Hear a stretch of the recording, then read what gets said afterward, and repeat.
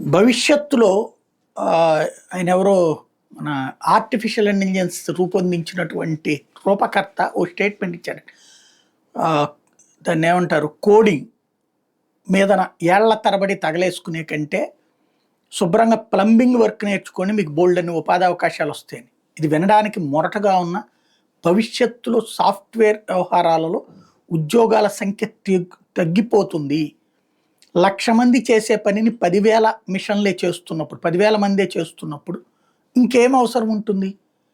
ఇంకొక 10 మంది ఖర్చుని వాళ్ళు ఆ మిషన్ ద్వారా పెట్టుకుంటారు. ఖర్చు తగ్గడమే కదా ఎవరైనా చూసుకునేది. కాబట్టి ఆల్టర్నేటివ్ కావాలి. ఏఐ ఎక్స్పీరియన్స్డ్ వాళ్ళే ఓ 10,000 మంది చాలు, అది కూడా ఎక్కువ అక్కర్లేదు. What next?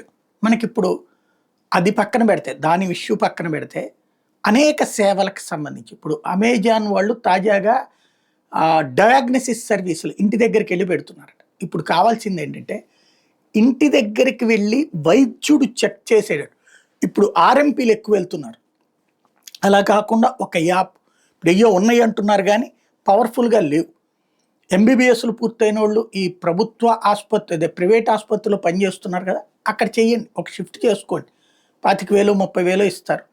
మిగతా అది ఈ యాప్ల్లో ఇప్పుడు ర్యాపిడోలు వీళ్ళ తరహాలోనే ఇలాంటి ఒక యాప్ క్రియేట్ చేసి, డాక్టర్స్ యాప్, ప్రతి గుంటూరు, బెజవాడ, ఏలూరు ఇట్లాగా అందులో ఇట్లాంటి కొత్త ఎంబీబీఎస్లు ఉండి వాళ్ళు ఒక కిట్ దగ్గర పెట్టుకుని ఇళ్ళ దగ్గరికి వెళ్ళి చెక్ చేయడం. ఎందుకంటే వృద్ధులను తీసుకురావడం మధ్యతరగతి వర్గానికి కుదరట్లేదు.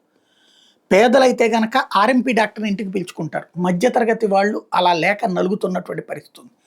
ఇది బిగిన్ అయిందంటే అంటే పెద్దగా అర్హత లేని కార్పొరేట్ ఆసుపత్రులతో కుమ్మక్కయ్యి ఈ పేషెంట్ల జీవితాలతో చెలగాటమాడుతున్నటువంటి ఆర్ఎంపీలతో పోల్చుకుంటే వీళ్ళు బెటర్ కదా. ఆర్ఎంపీలో ఒక ఇంజక్షన్ ఇవ్వడంలో తప్పులేదు. ఎవరిది?